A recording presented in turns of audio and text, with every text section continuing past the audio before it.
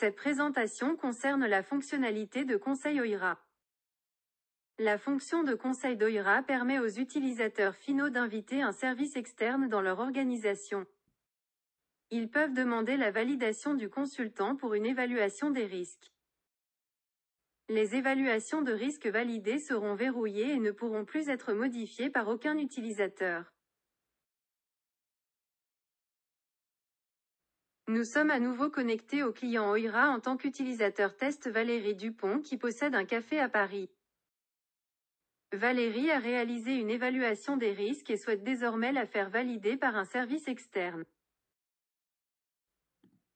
Sur la page d'évaluation des risques, nous pouvons désormais voir une nouvelle section, Conseil, dans le menu latéral à gauche de l'évaluation des risques de Valérie. Pour faire valider une évaluation des risques, un service externe doit être invité dans l'organisation de l'utilisateur final en tant que consultant. Si vous avez besoin d'informations pour trouver un service externe, vous pouvez utiliser le lien « Trouver un service externe ». Les informations ici dépendent du pays responsable de votre entreprise. Valérie n'ayant pas encore invité de service externe dans son organisation, le bouton « Demander une validation » est toujours inactif.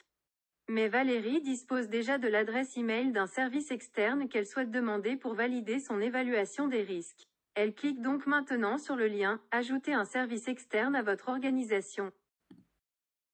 Le panneau d'ajout d'utilisateurs s'ouvre. Vous le savez déjà grâce à la vidéo de démonstration de la fonctionnalité d'organisation OIRA.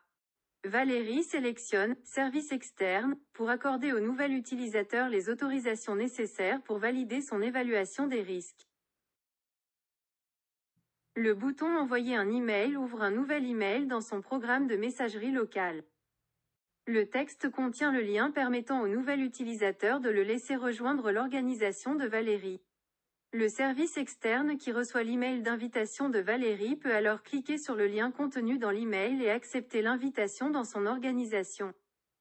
Entre-temps, le service externe invité a accepté l'invitation et a rejoint l'organisation de Valérie.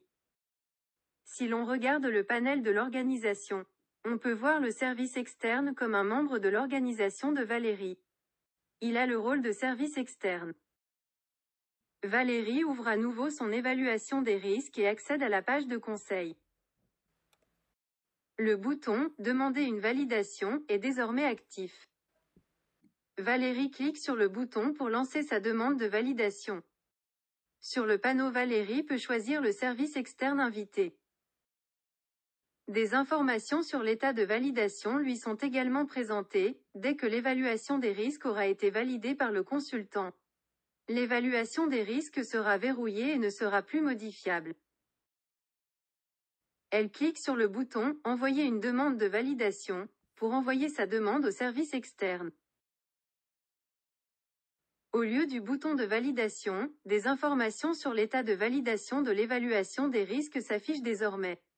Passons maintenant au service externe pour voir comment l'évaluation des risques de Valérie peut être validée.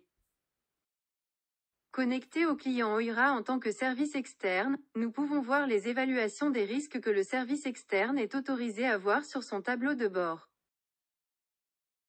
Les évaluations des risques sont regroupées selon les établissements auxquels elles appartiennent. Ici, nous pouvons voir l'évaluation des risques de Valérie. Pour valider l'évaluation des risques, le service externe doit ouvrir la section « Conseil » pour trouver les informations selon lesquelles la validation est demandée pour cette évaluation des risques.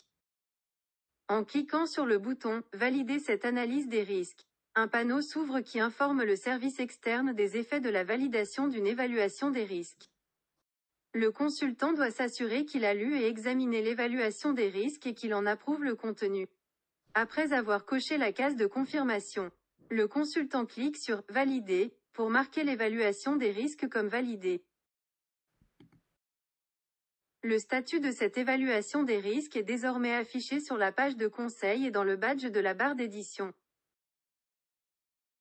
Une petite icône de cadenas indique que l'évaluation des risques est verrouillée et ne peut plus être modifiée. Cliquez sur la petite flèche sur le badge de l'infobulle affiche également les informations de validation avec l'horodatage et les informations utilisateurs. De retour chez Valérie, elle souhaite désormais modifier son évaluation des risques. Valérie constate que l'évaluation des risques est verrouillée car elle a déjà été validée.